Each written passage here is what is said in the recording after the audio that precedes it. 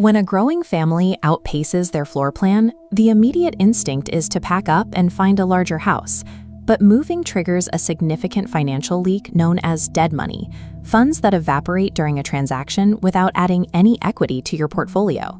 Stamp duty, legal fees, and estate agents can drain £25,000 to £40,000 from a transaction before you even step foot in a new property. That capital is unrecoverable. The alternative is to take that same £40,000 and reinvest it directly into your current property's footprint. While an extension can add 10 to 25% to a home's value, those returns are not guaranteed. Extending is a high-stakes trade-off between high upfront capital and saved moving costs.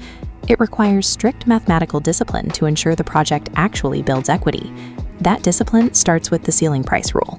Every street or neighborhood has a hard maximum threshold that buyers are willing to pay, regardless of a home's internal upgrades.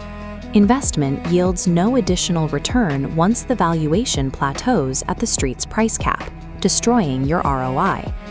For example, adding a £100,000 extension to a £250,000 house creates a total cost of £350,000. If nothing on that street ever sells above £320,000, you instantly trap yourself in £30,000 of negative equity. To avoid this, property experts recommend the 15-20% rule. Never spend more than a fifth of the home's current market value on an extension. Local market context dictates the success of this rule. A project that works in a high-demand premium suburb will fail in an area where price ceilings are strictly capped. Before you consult an architect or draw a single floor plan, you must identify your street's absolute financial ceiling. A rear extension adds 10 to 15% in property value via open, sunlit spaces. Large windows and decking improve daily functionality and resale appeal. However, kitchen extensions carry a substantial premium. Moving gas lines, drainage, and electrics typically adds £15,000 to £35,000 to the project cost due to these complex utility requirements. Internal fit-out costs rapidly inflate a base quote. A standard kitchen fit-out ranges from £7,000 to £15,000. Additional features like underfloor heating add a further £10,000 to £15,000. While ground floor additions meet a universal demand for light and open space, the costs of high-end kitchens and heating make them the easiest projects to overcapitalize on. The double-story extension provides the highest overall ROI. It locks in twice the square footage while sharing fixed costs of a single foundation and roof. Mathematically, adding an extra double bedroom with an ensuite yields up to a 23% property value increase, the strongest single-room return available. For those with tighter budgets, loft and garage conversions are high-margin alternatives.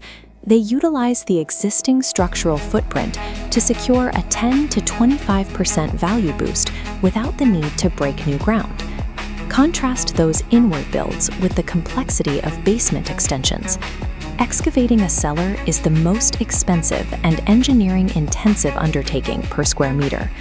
With starting costs of at least £60,000 for structural waterproofing and ventilation, basements are generally only viable in premium urban markets where space is effectively non-existent. Expanding vertically into an existing roof space or building a second story offers a much safer mathematical return compared to the high-risk engineering of digging downwards. A major danger to profitability is the hyperpersonalization trap. Designing elaborate home cinemas, customized wine cellars, or specific hobby rooms rarely adds to a property's market value. Because these niche rooms don't solve universal problems, like the need for an extra bedroom, they often result in flat or even negative ROI upon resale.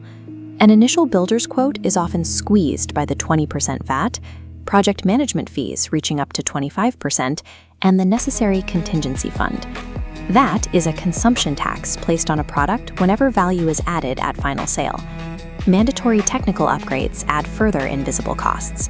An extension often requires a new electrical board for £2,000 and a boiler with the capacity to heat the additional space. Ignoring these regulatory fees and building for niche personal hobbies rather than broad market appeal transforms an equity-building project into a financial sinkhole. For an ROI-focused homeowner, the rule is clear. Cap your budget at 15% of your home's value and prioritize bedrooms. If your property is already at its street ceiling price, do not extend, just move. The budget-constrained optimizer should explicitly avoid wet rooms. Dodging the extensive plumbing costs of kitchens and bathrooms allows you to prioritize high-margin loft or garage conversions. Families staying for the long term can measure ROI in lifestyle comfort and saved moving costs. If the extra space keeps you in your preferred school district, the raw property value increase is secondary. The logic of breaking ground depends on 3 factors: how long you stay, your neighborhood's price cap, and adding a bedroom.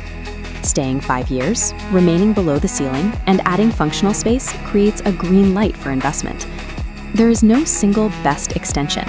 The mathematically correct choice depends entirely on whether you are optimizing for lifestyle, financial return, or budget survival. A home extension is only a profitable financial investment if it solves a universal functional problem without breaching neighborhood limits. Throwing money at square footage without a clear architectural purpose yields disjointed layouts that buyers actively penalize. The best extension solves a critical, daily functional problem for you today. That happens to be the exact same problem a buyer will happily pay a premium to solve tomorrow.